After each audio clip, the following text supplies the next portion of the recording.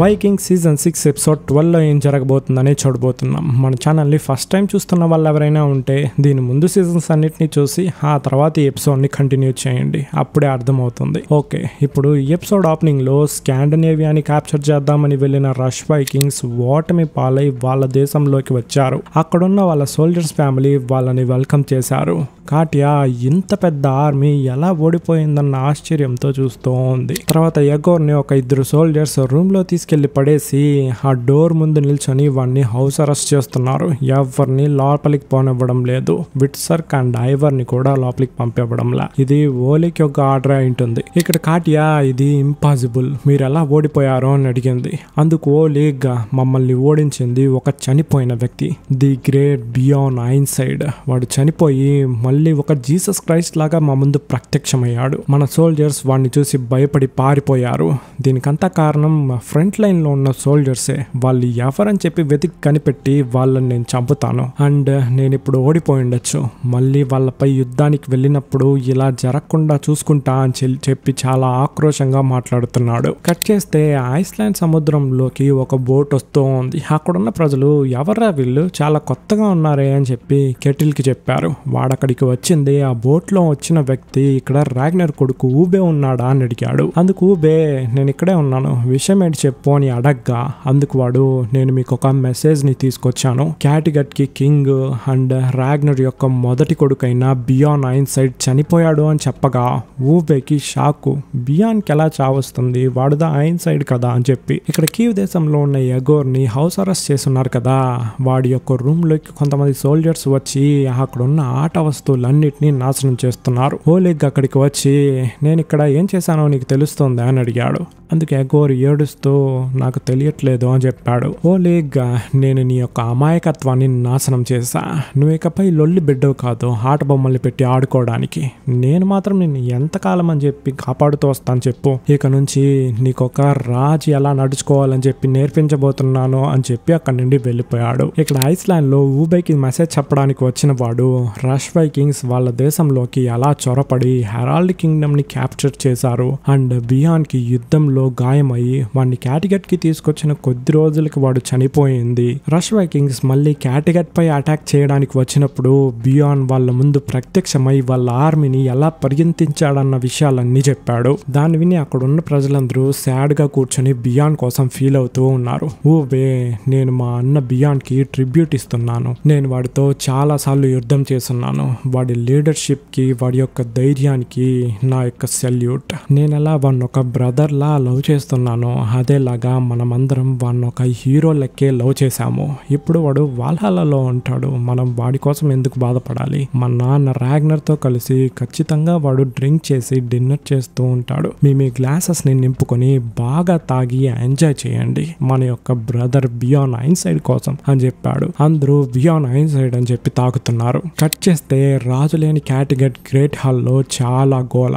ఎర్రిక్ రాగానే వాడిని చూసి ఆ గోలను ఆపుతున్నారు. వాడు నేరుగా గున్హిల్ దగ్గరికి వెళ్ళి క్యాటిగట్ ని మళ్ళీ ఆ రష్ వైకింగ్స్ అటాక్ చేసే అవకాశం ఉంది. సో ఇక్కడ ఉన్న ప్రజలు ఖచ్చితంగా ఒక కొత్త లూరని ఎంచుకొని తీరాల్సిందే. ఊబా ఇక్కడ ఉండుంటే ఖచ్చితంగా ఆ పదవి వాడికే వెళ్ళుండాలి, కానీ వాడిక్కడ లేడు.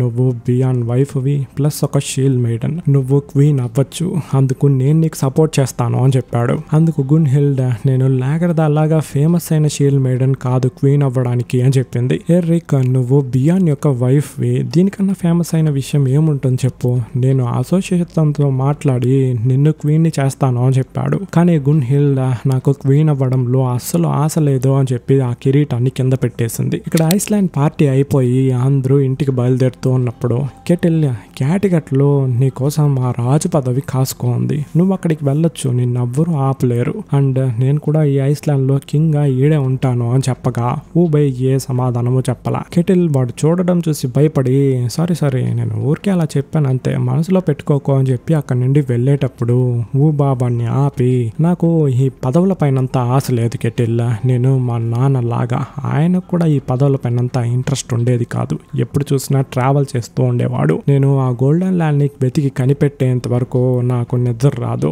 సో నేను ఆ గోల్డెన్ ల్యాండ్ ని వెతుక్కుంటూ వెళ్ళబోతున్నాను, కానీ క్యాటికట్ కి వెళ్ళబోయేది లేదు అని చెప్పేశాడు. తర్వాత నెక్స్ట్ డే థోర్వి ఒక కొండపైన పక్షి గుడ్లను తీసుకోవడానికి వచ్చినప్పుడు కింద ఒథైర్ అండ్ కెటిల్ గొడవ పడుకోవడం గమనించి దాన్ని ఊబేతో చెప్పి వీళ్ళు మనతో వస్తే ఆ గోల్డెన్ ల్యాండ్ లో ఏదైనా గొడవ జరుగుతుందేమో అని చెప్పి భయపడుతూ ఉంది. అందుకు ఊబే నేను వాళ్ళిద్దరితో ఏంటి విషయం అని కొనుక్కొని మాట్లాడతాను, నువ్వెందుకు భయపడకో అని చెప్పేశాడు. ఇక్కడ గున్ హిల్డ్ రాత్రి సమయంలో ఒంటరిగా ఉన్నప్పుడు సీర్ అక్కడ ప్రత్యక్షమయ్యి నీకు చాలా మంది నీ చెవిలో వచ్చి కొన్ని విషయాల్ని చెప్తారు కానీ వాటన్నిటిని నమ్మద్దు అని చెప్పి మాయమైపోయాడు. సీర్ చెప్పింది ఆ ఎరిక్ గాడి గురించేనేమో. తర్వాత ఇక్కడ క్యూ దేశంలో ఓలీగ్ ఐవర్ అండ్ ఎగోర్ ని ఒక ప్లేస్ కి తీసుకెళ్తున్నాడు.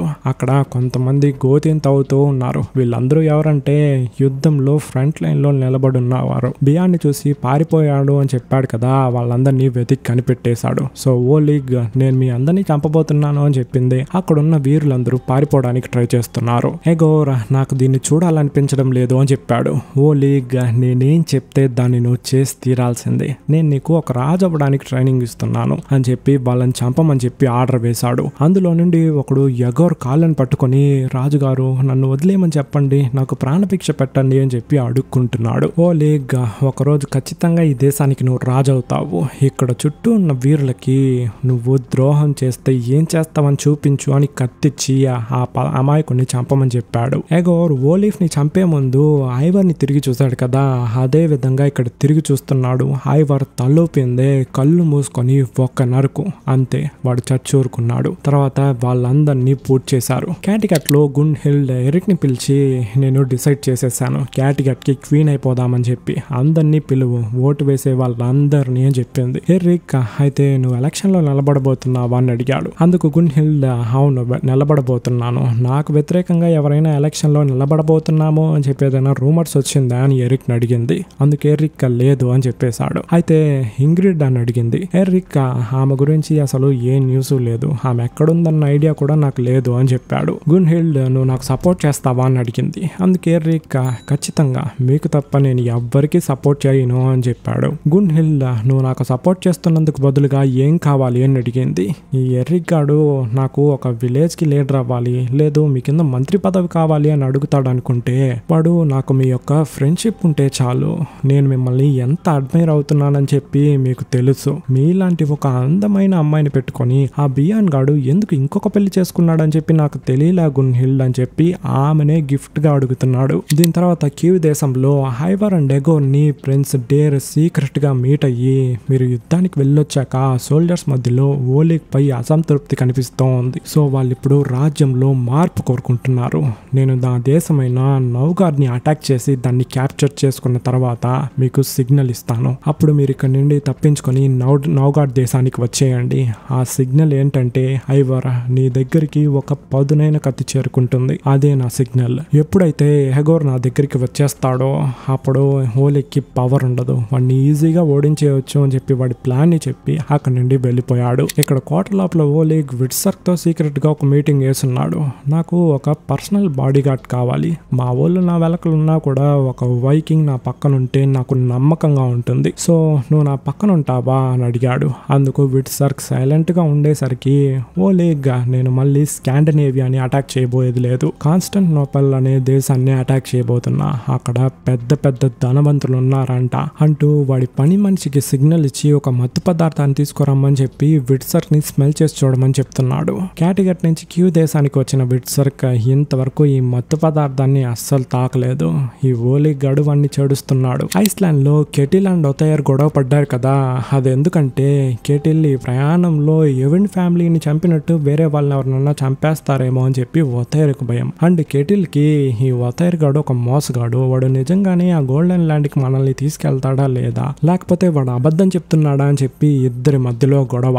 ఊబే వాళ్ళిద్దరి మధ్యలో మధ్యస్థం చేసి ఇద్దరి గొడవల్ని సాల్వ్ చేస్తున్నాడు. క్యాటిగట్ లో ఇంగ్రిడ్ ఒక పక్షి పేగుల్ని చూస్తూ ఏదో ఆలోచించేటప్పుడు ఎరిక్ అక్కడ రాగానే దాన్ని దాచేసి ఏంటి విషయం చెప్పు అని అడిగింది. అందుకే ఎరిక్ బియాన్ చనిపోయాడని నేను ఇప్పటికి కూడా నమ్మలేకపోతున్నాను అని చెప్పాడు. అందుకు ఇంగ్రిడ్ అవును అని చెప్పి కడుపుని పట్టుకొని అట్లీస్ట్ వాడి వారసుడైనా నాలో ఉన్నాడు కదా అని సంతోషపడుతూ ఉంది. అందుకే ఎరిక్ ఇది బియాన్ యొక్క బిడ్డ, కానీ మనం ఇప్పుడు నీ బిడ్డ పెరిగి పెద్దదయ్యి రాజ్యానికి కింగ్ అయ్యేంత టైం లేదు, ఆ రష్ వైకింగ్స్ మనల్ని ఎప్పుడైనా అటాక్ చేస్తారు చేస్తారు. సో క్యాటిగట్ కి ఇప్పుడు ఖచ్చితంగా ఒక కింగో క్వీనో కావాలి.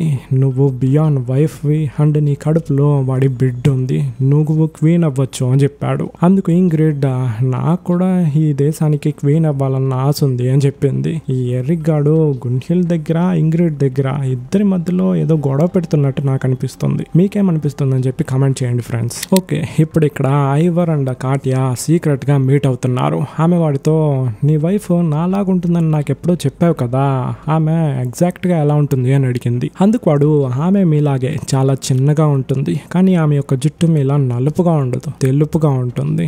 నేను ఒక దేవుడు అని చెప్పి మొట్టమొదటిసారి చెప్పింది ఆమె అని చెప్పి. సరే సరే నా వైఫ్ గురించి పక్కన పెట్టండి, మీరు ఓలికి ద్రోహం చేయగలరు అని చెప్పి నేను ఎలా నమ్మేది అని అడిగాడు. అందుకు ఆమె నువ్వు నన్ను నమ్మాలంటే ఏం చేయాలి చెప్పు అని చెప్పి కిస్ చేయడానికి దగ్గరికి వస్తూ ఉంది. ఐవర్ లేదు నేను దీన్ని చేయను, ఇది తప్పు అని చెప్పి అక్కడి నుండి వెళ్ళిపోయాడు. ఇక్కడ ఐస్లాండ్ లో ఆ గోల్డెన్ ఐలాండ్ కి బయలుదేరడానికి అందరూ అన్నిటినీ సిద్ధం చేస్తూ ఉన్నప్పుడు కెటిల్ యొక్క వైఫ్ నీకు ఈ ఐలాండ్ లో అన్ని ఉంది, మర్యాద, రాజు పదవి అన్ని, కానీ నువ్వెందుకు రిస్క్ తీసుకొని ఊబేతో వెళ్ళడానికి డిసైడ్ చేసావు అని అడిగింది. అందుకు కెటిల్ నేను ఆ ఎవెండ్ ఫ్యామిలీని చంపి పాపం చేశాను, ఆ పాపాన్ని కడగడానికి ఇలాంటి పుణ్యమైన విషయాల్ని కూడా చేయాలి కదా అని చెప్పాడు. తర్వాత ఊబే అన్ని సిద్ధంగా ఉంది సముద్రంలోకి వెళ్ళడానికి అని ఒతైర్తో చెప్పాడు. అందుకు ఒతైర్ తెలివి తక్కువ దద్దమ్మలంతా ఒకే బోట్ లో ఉండటం నేను ఇదే ఫస్ట్ టైం చూస్తున్నా అని చెప్పి హాస్యం చేసి వెళ్తున్నాడు. యాక్చువల్ గా వాడు ఏం చెప్తున్నాడంటే ఆ గోల్డెన్ ఐలాండ్ ఎక్కడుందనే మనకు తెలియదు, కానీ వాళ్ళు ఒక స్పిరిచువల్ లాగా సముద్రంలో వెళ్తున్నారు కదా,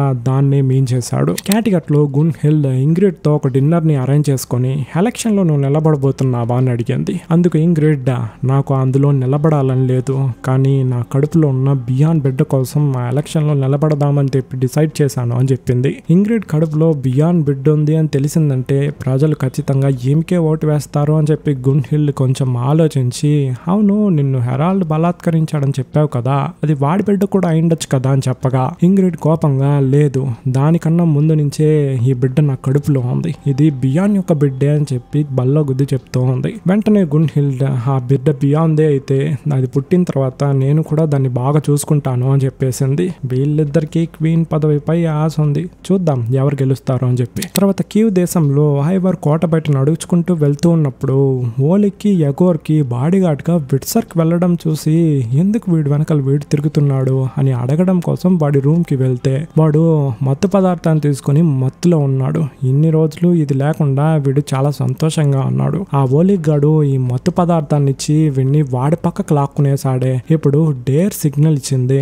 ఎలా ఓలికి తెలియకుండా ఇక్కడ నుండి వెళ్ళబోతున్నా మన కన్ఫ్యూజన్ లో ఉన్నప్పుడు ఒక అమ్మాయి ఐవర్ తో మిమ్మల్ని క్యాటియా తీసుకురమ్మంది అని చెప్పి ఒక గుడిసెలోకి తీసుకెళ్ళింది. అక్కడ క్యాటియా ఫ్రైడీస్ లా తెల్ల జుట్టు వేసుకొని నేను ఓలికి ద్రోహం చేయడానికి సిద్ధంగా ఉన్నాను అని చెప్పి చూపించడం కోసం వాడితో క్లోజ్ గా ఉండడానికి ట్రై చేస్తూ ఉంది. తర్వాత ఇక్కడ గున్హిల్ ఆలోచిస్తూ ఉంది నాకు ఆ క్వీన్ పదవి దక్కాలి, కానీ ఇంగ్రిడ్ ఎలక్షన్ లో నిలబడితే ఆమె కడుపులో ఉన్న బిడ్డ బియాందే అని ప్రజలకి తెలిస్తే ఆమె గెలుస్తుంది. సో నాకు ఇప్పుడు సపోర్ట్ కావాలి, ఈ హెరిక్ గాడి హెల్ప్ ఖచ్చితంగా నాకు కావాలి అని చెప్పి అక్కడ నుండి వెళ్ళేటప్పుడు నేను పడుకోవడానికి వెళ్తున్నాను ఎరిక్, నువ్వు నాతో వస్తావా అని అడిగింది. వాడు ఇదే నాకు కావాల్సింది అని చెప్పి ఆమె వెనుకలే వెళ్ళి వాళ్ళిద్దరూ క్లోజ్ గా ఉంటున్నారు. ఇక్కడ కాట్యా అండ్ ఐవర్ క్లోజ్ గా ఉన్నారు కదా, వాడు కాట్యాతో నిజాన్ని చెప్తున్నాడు. మనం ఓలిక్ ని రాజు పదవి నుంచి తొలగించడానికి ప్రిన్స్ డేర్ యొక్క సహాయాన్ని తీసుకోబోతున్నాము, ఆయన మనకు ఒక సిగ్నల్ ఇచ్చింది, మన పనిని మనం స్టార్ట్ చేయాలి అని చెప్పాడు. ఇక్కడ గున్హిల్ తో